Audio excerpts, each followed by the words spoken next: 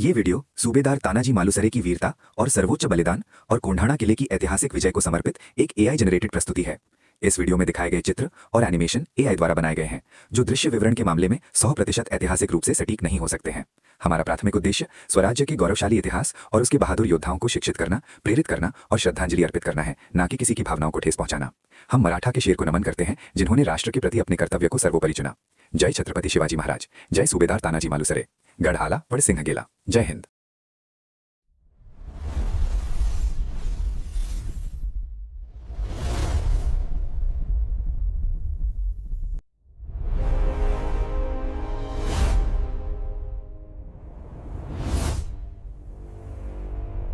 कठोर सह्याद्री के पहाड़ अंधेरे 17वीं शताब्दी के आकाश के सामने तेजी से उठते हैं, ऊंचे और प्राचीन खड़े हैं।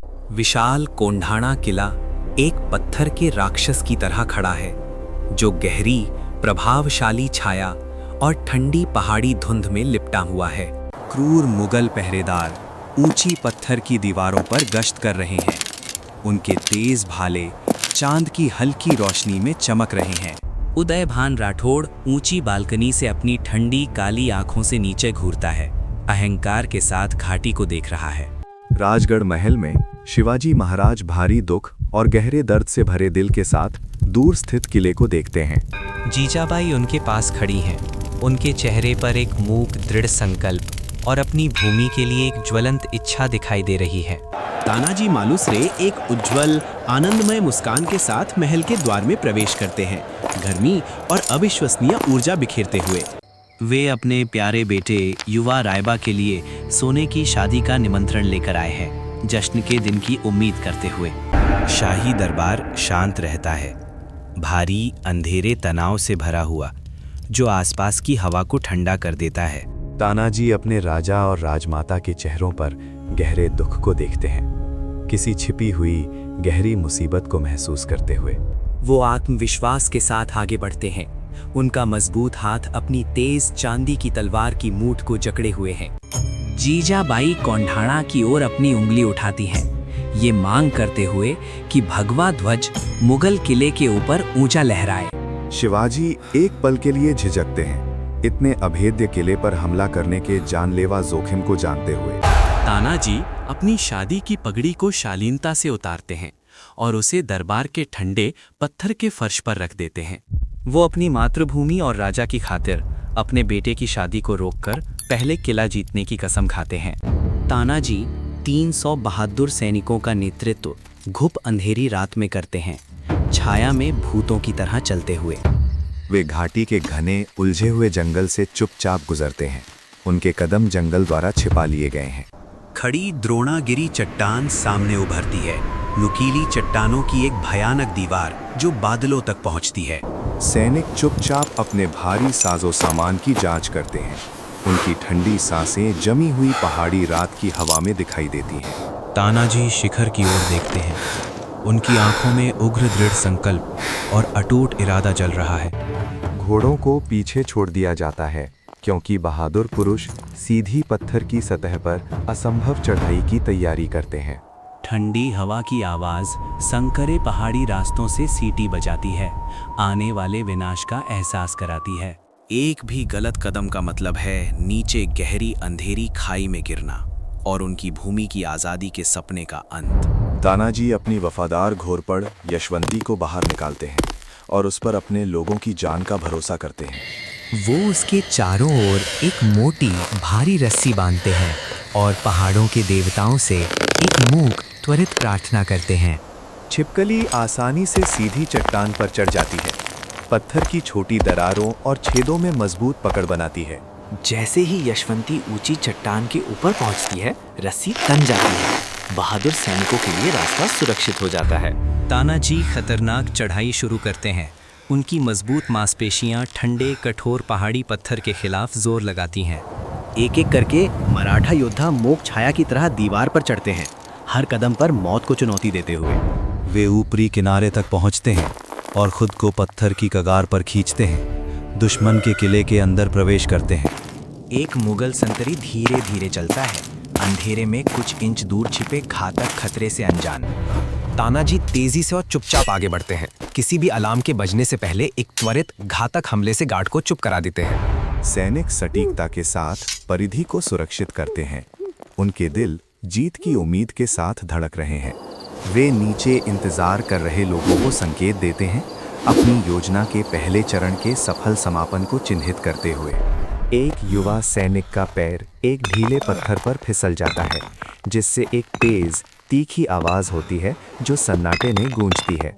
आवाज किले में गूंजती है, भयानक रात की खामोशी को तोड़ती है और सोते हुए दुश्मनों को सचेत करती है।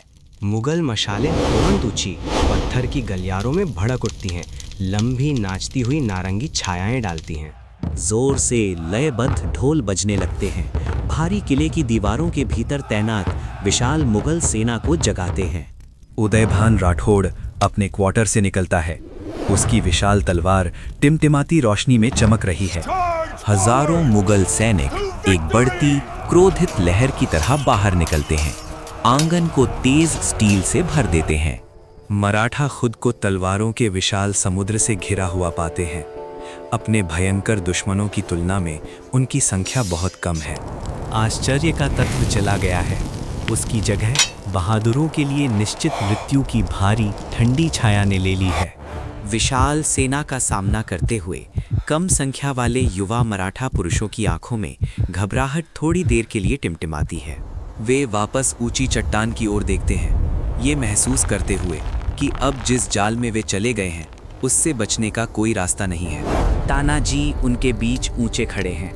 उनकी शक्तिशाली उपस्थिति उनकी थकी हुई आत्माओं में बढ़ते डर के तूफान को शांत करती है। वो अपनी तेज तलवार ऊंची उठाते हैं और नीचे सुरक्षा की ओर जाने वाली मोटी चढ़ाई की रस्सियों को काट देते हैं। भारी रस्सियां अंधेरे में गिर जाती हैं, पीछे हटने की किसी भी उम्मीद को खत्म कर देती हैं और आगे बढ़ने का केवल एक ही रास्ता छोड़ती हैं। तानाजी अपने आदमियों पर ढोल की थाप से भी तेज आवाज में गरजते हैं, मांग करते हैं कि वे अपनी जगह पर डटे रहें। वो उन्हें बताते हैं कि बाहर निकलने का एकमात्र रास्ता दुश्मन के सामने के गेट से है या नायक के स्वर्ग के द्वार से। सैनिक अपनी तलवारों पर पकड़ मजबूत करते हैं। उनकी आंखें पहाड़ी पत्थर की तरह ठंडी और कठोर हो जाती हैं। डर की जगह एक शानदार मौत और अपने राजा के लिए अंतिम जीत की ज्वलंत भयंकर इच्छा ले लेती है। वे कंधे से कंधा मिलाकर खड़े हैं, मुगल स्टील ब्लेड की लहरों के खिलाफ मानवीय साहस की दीवार बना रहे हैं। तानाजी सामने हजारों सैनिकों के चेहरे पर जोर से हंसते हैं। आने वाले अंत का कोई डर नहीं दिखाते। वो उन्हें उनके घरों, उनके परिवारों और एक स्वतंत्र और संप्रभु राज्य के सुंदर सपने की याद दिलाते हैं। हवा उनकी नई लौह इच्छा शक्ति और पर्वतीय योद्धाओं की भावना की तीव्रता से कांपती है। मुगल सैनिक एक पल के लिए झिझकते हैं, मराठा योद्धाओं की आंखों में जलती हुई भयानक आग को देखकर। तानाजी अंतिम हमले का संकेत देते हैं। उनकी अदम्य भावना अस्तित्व की हताश खूनी लड़ाई का नेतृत्व करती है। हर हर महादेव का गगन भेदी नारा किले और उसके नीचे के पहाड़ की नींव हिला देता है। मराठा अविश्वसनीय गति के साथ मुगल रैंकों में घुस जाते हैं, भूस्खलन की शक्ति के साथ प्रहार करते हैं। तानाजी अपने चारों ओर की अराजकता को नजरअंदाज करते हुए युद्ध के मैदान के बीच से एक खूनी सकरा रास्ता बनाते हैं। वो दूर उदयभान को देखते हैं, उस अंतिम लक्ष्य की पहचान करते हैं जिसे किला जीतने के लिए गिरना होगा। तीर गुस्से में सांपों की तरह हवा में फुफकारते हैं, लेकिन मराठा अपने लगातार हमले को धीमा नहीं करते हैं। नारंगी मशाल की रोशनी में तलवारें चिंगारियों की शानदार बौछार के साथ टकराती हैं, जिससे अंधेरा आंगन रोशन हो जाता है। तानाजी के कंधे में चोट लगी है। गहरा खून उनके सफेद युद्ध कवच से होकर बह रहा है और जमीन को दागदार कर रहा है। वे चुभने वाले दर्द को नजरअंदाज करते हैं, केवल उस अत्याचारी पर ध्यान केंद्रित करते हैं जो उनके सामने क्रूर मजाकिया मुस्कान के साथ खड़ा है। मराठा गठन मुगल रक्षा की पहली पंक्ति को तोड़ता है, दुश्मन के क्षेत्र में गहराई तक धकेलता है। उदयभान अपनी भारी ढाल तैयार करता है। उसके होठों पर एक क्रूर मुस्कान खेल रही है, क्योंकि वो अंतिम मुठभेड़ का इंतजार कर रहा है। दोनों नेता मैदान के पार एक दूसरे की आंखों में देखते हैं, ये जानते हुए कि इस लंबी रात के अंत में केवल एक ही जीवित बचेगा। तानाजी और उदयभान दो टकराते तूफानों की ताकत के साथ भिड़ते हैं। उनकी तलवारें रात में गूंजती हैं।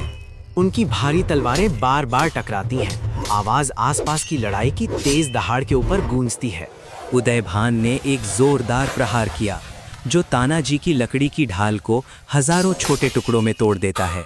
तानाजी जल्दी से अपनी मोटी पगड़ी को अपने बाएं हाथ के चारों ओर लपेट लेते हैं, अगले घातक हमले को रोकने की तैयारी करते हुए। वो अपनी सुरक्षित बाह का उपयोग ढाल के रूप में करते हैं।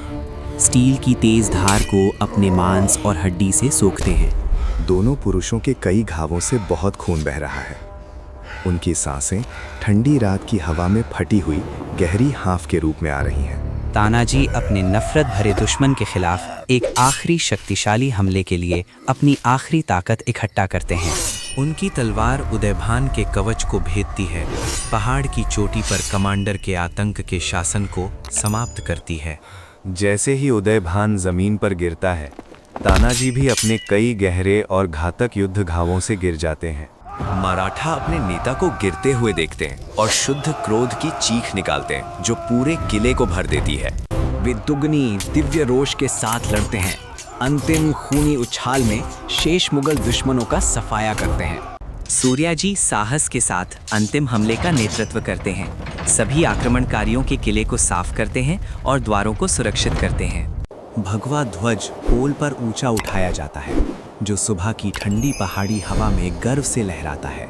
सबसे ऊंची चोटी पर एक सिग्नल आग जलाई जाती है जिसकी तेज रोशनी राजगढ़ में दूर के पर्यवेक्षकों को दिखाई देती है। सूरज एक मूक खूनी युद्ध के मैदान पर उगता है जो गिरे हुए नायकों और एक महान युद्ध के मलबे से ढका हुआ है। शिवाजी महाराज अपने अंगरक्षकों के साथ किले पर पहुंचते हैं। उनका दिल गहरे डर और भारी पूर्वाभास से भरा होता है। वो तानाजी के ठंडे शरीर को पत्थर के फर्श पर पाते हैं और मूक दिल तोड़ने वाले शोक में अपने घुटनों पर गिर जाते हैं। राजा के चेहरे से आंसू बहते हैं जब वो अपने दोस्त का हाथ धीरे से छूते हैं, एक भाई के खोने को महसूस करते हुए। वो उन ऐतिहासिक शब्दों को फुसफुसाते हैं जो भारतीय लोगों के लंबे इतिहास में हमेशा गूंजते रहेंगे। किला राज्य के लिए जीता गया है, लेकिन मराठा साम्राज्य का महान शेर दुनिया को हमेशा के लिए छोड़ गया है। अपने राजा के लिए तानाजी के बहादुर और निस्वार्थ बलिदान के सम्मान में कोंढाणा का नाम बदलकर आधिकारिक तौर पर सिंहगढ़ कर दिया गया है। आज़ादी की भावना लोगों के दिलों में और भी उज्जवल होकर जलती है जो इस दिन की कहानी से प्रेरित है। भूमि के लिए स्वतंत्रता का एक नया युग शुरू होता है जो एक ट्रूली महान योद्धा के खून और वफादारी पर बना है।